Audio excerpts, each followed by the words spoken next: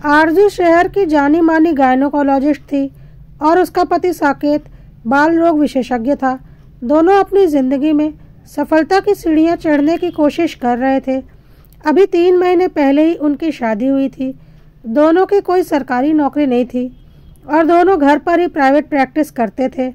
बहुत ज़्यादा नाम नहीं था, इसलिए कमाई भी बहुत ज़्यादा नहीं होती थी, पर दोनों बहुत मेहनत करते थे। दोनों का अपना एक बड़ा नर्सिंग होम खोलने का सपना था, जिसे पूरा करने के लिए वह दोनों दिन रात मेहनत कर रहे थे। इसी बीच आरजू 2 बेटों की माँ भी बन गई और धीरे धीरे इनका काम भी अच्छा चल रहा था। लोग इलाज के लिए उनके पास आने लगे थे, लेकिन फिर भी उनके सपने बहुत बड़े थे और जितने बड़े उनके सपने थे उतनी उनकी आमदनी नहीं हो रही थी। और अपनी आमदनी बढ़ाने के लिए यह दोनों दिन रात मेहनत किए जा रहे थे। इसी तरह करीब 15 वर्ष निकल गया और आज उन्होंने अपना सपना पूरा कर लिया था। शहर में सबसे बड़ा नर्सिंग होम खोला था आरजू और साकेत ने मिलकर, जिसमें हर तरह की सुविधाएं मौजूद थीं। दूर दूर से मरीज अपनी समस्या लेकर उनके अस्पताल में आते ही थे। क्योंकि आरजू एक गायनी थी और साकेत एक बाल रोग विशेषज्ञ, इसलिए नर्सिंग होम में ज़्यादातर गर्भवती महिलाएं और बच्चे ही आते थे। बच्चों की डिलीवरी भी अस्पताल में होती थी और फिर बच्चों का इलाज भी अस्पताल में होता था। धीरे धीरे दोनों ने काफ़ी तरक्की कर ली। उनका एक नाम हो चुका था शहर में। अब पैसों की कोई कमी नहीं थी और उन्होंने काफ़ी बड़ा आलीशान घर भी बना लिया था। दोनों बेटे अक्षत और अक्षय भी अब बड़े हो रहे थे और उन दोनों ने भी मेडिकल कॉलेज में एडमिशन ले लिया। माँ बाप डॉक्टर थे तो बच्चों का भी मेडिकल लाइन में ही इंटरेस्ट था और वह दोनों भी काबिल डॉक्टर बनना चाहते थे। समय ऐसा ही गतिमान रहा और दोनों बेटे भी डॉक्टर बन चुके थे।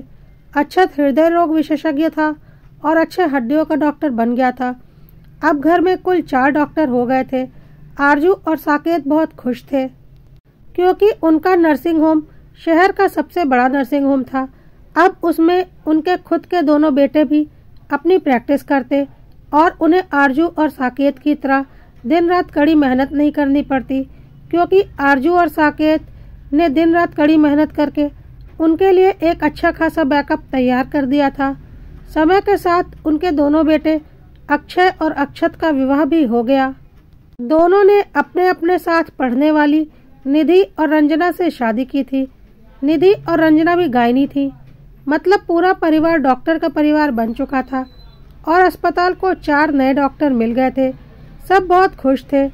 अक्षत और अक्षय का विवाह हुए लगभग 4 वर्ष बीत चुके थे, लेकिन अभी तक निधि और रंजना दोनों में से कोई भी मां नहीं बन पाई थी।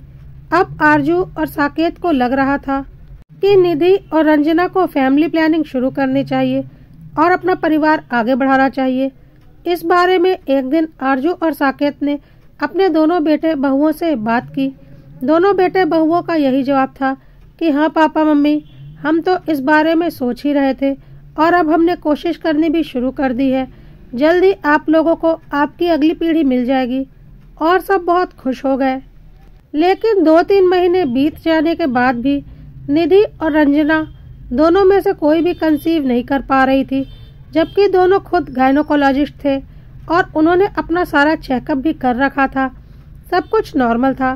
दोनों हैरान थी। अपने हस्बैंड का भी सारा चेकअप उन लोगों ने कर रखा था, लेकिन किसी में कोई कमी नहीं थी। फिर भी वह लोग कंसीव नहीं कर पा रही थी। क्योंकि यह सारा परिवार डॉक्टर था तो इन्हें बहुत अच्छे से पता था कि शारीरिक रूप से तो उन लोगों में कहीं कोई कमी नहीं है, लेकिन उसके बाद भी गर्भधारण न कर पाना कुछ समझ में नहीं आ रहा था। खैर, उन्होंने और 2-4 प्रकार के टेस्ट अपने और अपने पतियों के करवा लिए, लेकिन वह सारे टेस्ट भी बिल्कुल नॉर्मल निकले। किसी को कुछ समझ में नहीं आ रहा था कि यह सब कुछ क्या हो रहा है। दूसरे डॉक्टर से राय मांगना बेवकूफ़ी थी, क्योंकि दूर दूर से लोग बच्चों की आरजू लेकर डॉक्टर आरजू के पास ही आया करते थे। यह तो अलग ही पहेली हो गई थी कि सब कुछ ठीक होते हुए भी दोनों बहू में से कोई भी बहू मां नहीं बन पा रही थी, वह भी ऐसा परिवार जिसमें सब डॉक्टर हैं। खैर, इसी तरह से 1 साल का वक्त और बीत गया, लेकिन अभी भी वही हाल था। अब आरजू ने अपने दोनों बेटे बहुओं से कहा एक काम करो, तुम लोग टेस्ट ट्यूब बेबी ट्राई करो, हो सकता है किसी वजह से नॉर्मल कंसीव नहीं हो पा रहा है।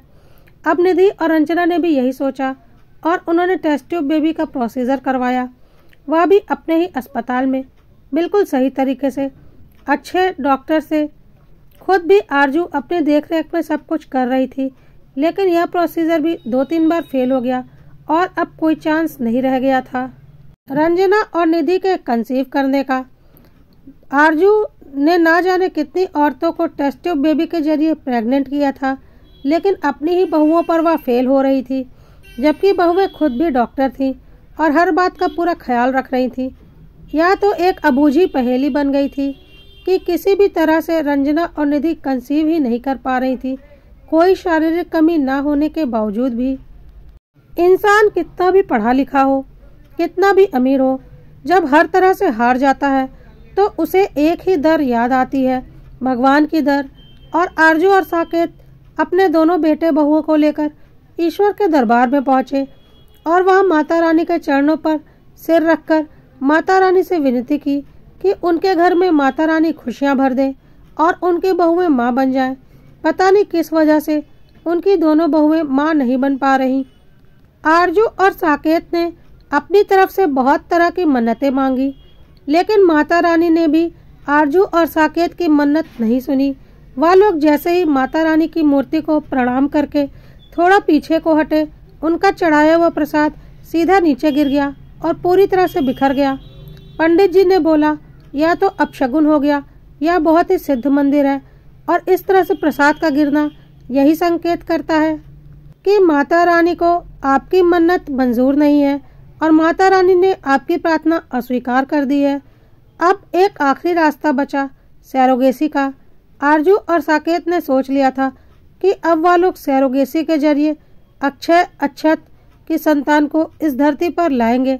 इसके लिए बहुत जांच पड़ताल करके 2 औरतों का चयन किया गया जो अक्षय और अक्षत और उनकी पत्नियों के बच्चों को अपनी कोख में पाले। सब कुछ ठीक चल रहा था और अब सब खुश थे कि कुछ महीने बाद अक्षय और अक्षत की संतानें आरजू के घर में आ जाएंगी। लेकिन एक एक करके जब दोनों सैरोगेट मदर के डिलीवरी का वक्त आया तो दोनों ही सैरोगेट मदर के पेट से मृत बच्चों की डिलीवरी हुई, जबकि दोनों की डिलीवरी के पहले अल्ट्रासाउंड किया गया था जिसमें बच्चे पूरी तरह से स्वस्थ थे। फिर ऐसा क्या हो गया कि बाहर आते ही दोनों बच्चों की सांसें रुक गईं। अब तो आरजू और साकेत बहुत परेशान हो गए कि यह क्या तबाही आ गई है, बिना किसी वजह के उनकी अगली पीढ़ी का आगमन ही नहीं हो पा रहा। उन्होंने अब किसी ज्योतिषी या तंत्राचार्य से मिलने का निर्णय किया, क्योंकि इंसान कितना भी पढ़ा लिखा हो, कुछ चीज़ों से वह हार ही जाता है। और यही सोचकर वह शहर के सबसे बड़े तंत्राचार्य के पास गए, जो बिल्कुल सटीक भविष्यवाणियाँ करते थे और किसी के बारे में बिल्कुल सटीक बातें बताते थे, क्योंकि उन्हें कहीं न कहीं से लग रहा था कि उन्होंने जीवन में इतनी तरक्की की है तो हो सकता है कि कोई जलने वाला उनके ऊपर कुछ जादू टोना कर गया हो, जिसकी वजह से आज उन्हें यह दिन देखना पड़ रहा है। तंत्राचार्य ने उनके दोनों बेटों और बहुओं की कुंडली देखी। सब कुछ ठीक था। उनके भविष्य और उनके अतीत का अध्ययन किया, उन्हें ऐसी कोई कमी नहीं दिखी। तंत्राचार्य ने भी बोला, आपके बेटे बहू की कुंडली में तो मुझे कोई कमी नहीं दिख रही और मैंने अपनी शक्ति से उनकी हस्तरेखा और मस्तिष्क रेखाएं देखकर उनके अतीत का भी अध्ययन किया है, मुझे कहीं कोई कमी तो नहीं दिख रही। फिर यह लोग माँ बाप क्यों नहीं बन पा रहे हैं? ना ही कुछ ऐसा लग रहा है कि किसी ने कोई जादू टोना किया है।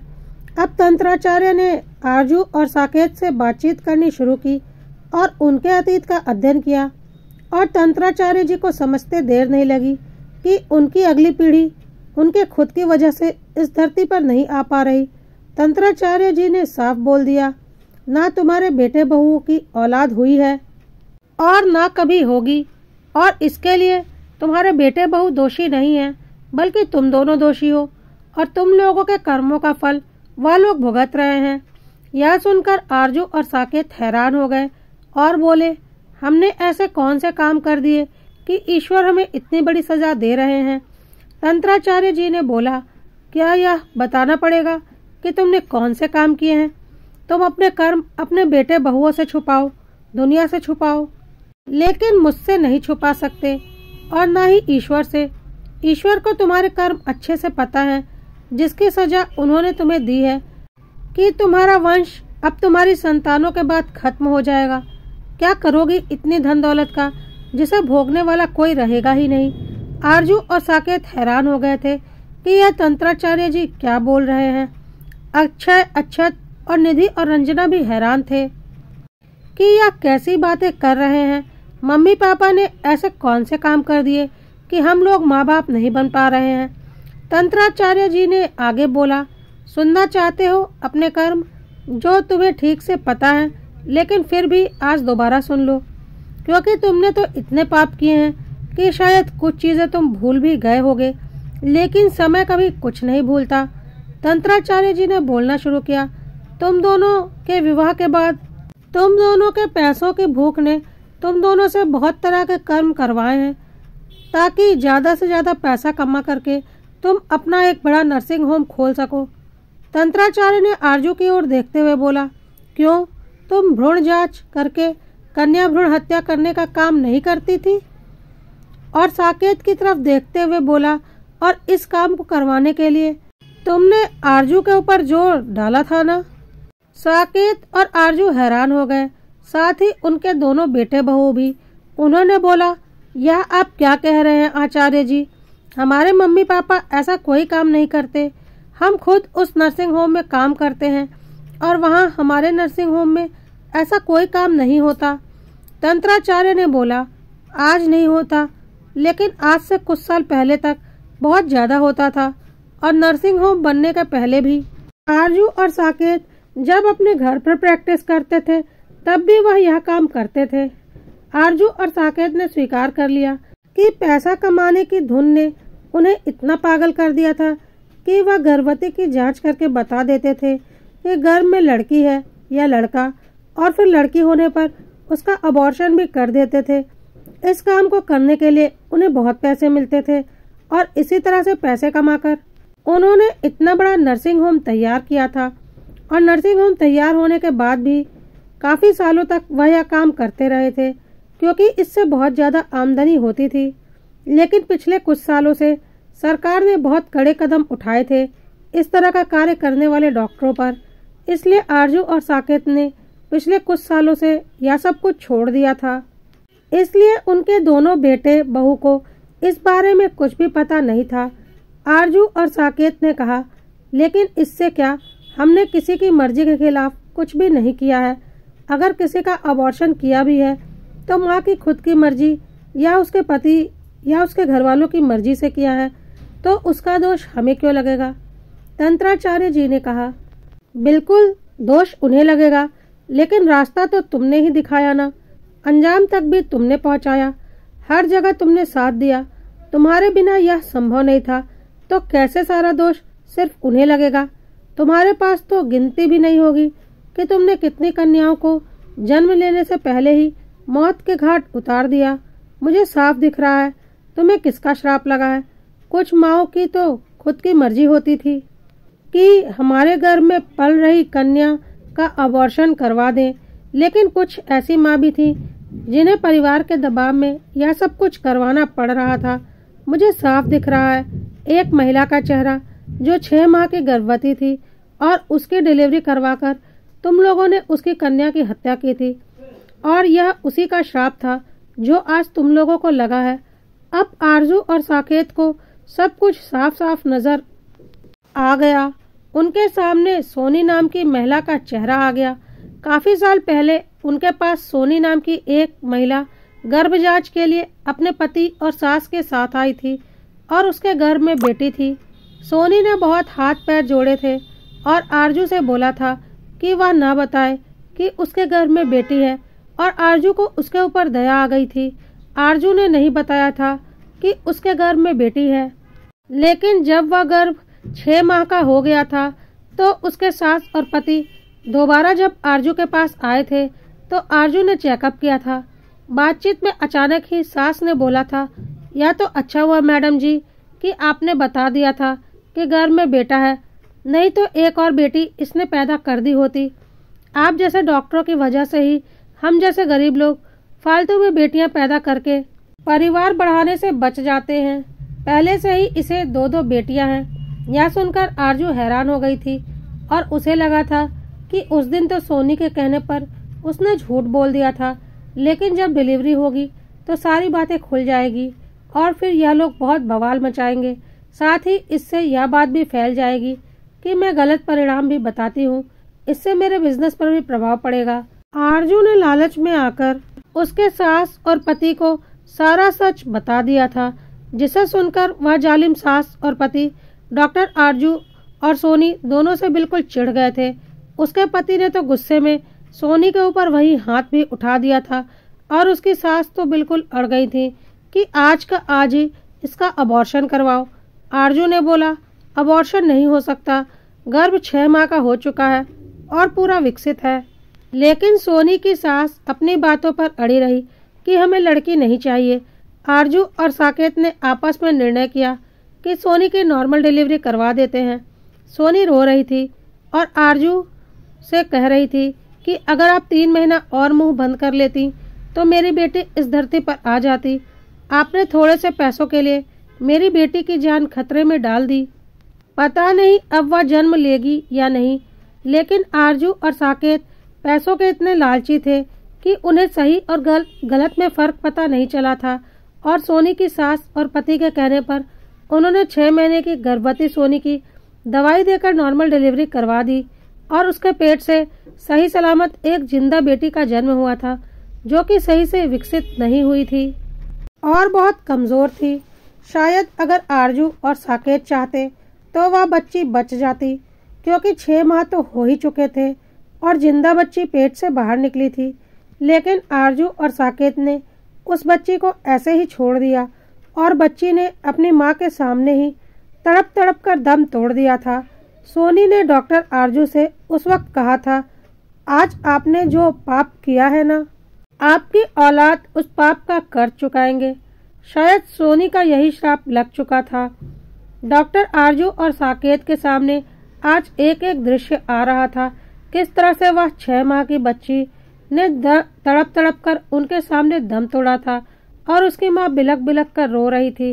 अगर वह चाहते तो सच में उस बच्ची का जन्म हो सकता था, क्योंकि अगर 9 माह के स्वस्थ बच्ची गर्भ से बाहर आती तो उसकी दादी और उसके पापा उसके साथ ऐसा कुछ करने की हिम्मत कभी नहीं कर पाते।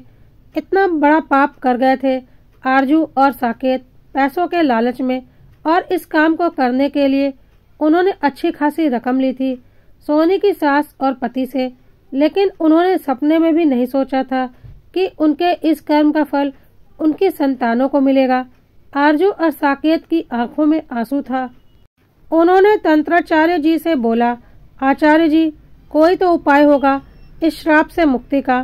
तंत्राचार्य जी ने बोला, जो पाप जानते बूझते पैसों के लिए किया जाता है ना, उसका कोई उपाय नहीं होता। अगर अनजाने में तुमसे कोई पाप होता तो शायद कोई उपाय होता, लेकिन इसका तो कोई उपाय नहीं। तुमने ना जाने कितनी बच्चियों को जन्म लेने से पहले ही कोख में मारा है। क्या उन सब का श्राप तुम्हें नहीं लगेगा? अक्षत और अक्षय भी हैरान थे अपने माँ बाप के इस कटु सत्य को जानकर। तंत्राचार्य ने साफ बोल दिया, इस जन्म में तो तुम्हारी अगली पीढ़ी आने से रही, मुझे साफ दिख रहा है। बस दुख इस बात का है कि माँ बाप के कर्मों का फल उनकी संतानें भुगत रही हैं। लेकिन यह तो तय है कि तुम्हारे बेटों में से किसी को भी औलाद नहीं होने वाली। आरजू और साकेत पूरी तरह से हार गए थे। उनके दोनों बेटे और बहुओं ने जब यह सारा सच सुना तो उन्हें अपने माँ बाप से घृणा हो गई। उन्होंने तय कर लिया था कि वह लोग अब अलग रहेंगे और अपनी अलग प्रैक्टिस करेंगे। उन्होंने साफ बोल दिया, अपने पाप की कमाई से बनाए गए नर्सिंग होम को आप लोग ही चलाइए। हम उस पाप के भागीदार बनकर अपना जीवन तबाह नहीं करना चाहते। आरजू और साकेत चुप थे। उनके पास अपने बच्चों की बातों का कोई जवाब नहीं था। उनके दोनों बेटे और बहू वहां से चले गए अपना अलग जीवन बसाने के लिए। उन्होंने तय कर लिया था कि वह दोनों अनाथ आश्रम से एक बेटी गोद ले लेंगे, ताकि उनके माँ बाप ने जो पाप किया है जिसका असर उनके ऊपर आ रहा है और जो वह भोग रहे हैं उसमें कुछ तो कमी आए। माँ बाप को वहीं छोड़कर अक्षत और अक्षय अपनी अपनी गाड़ियाँ लेकर अनाथ आश्रम की ओर चले गए, क्योंकि डॉक्टर होने की वजह से उन्हें बहुत अच्छे से पता था कि माँ बाप तो वह कभी नहीं बन सकते, क्योंकि शारीरिक रूप से उनमें कोई कमी है ही नहीं। तो यह सब तो ईश्वर का न्याय ही है और कुछ नहीं।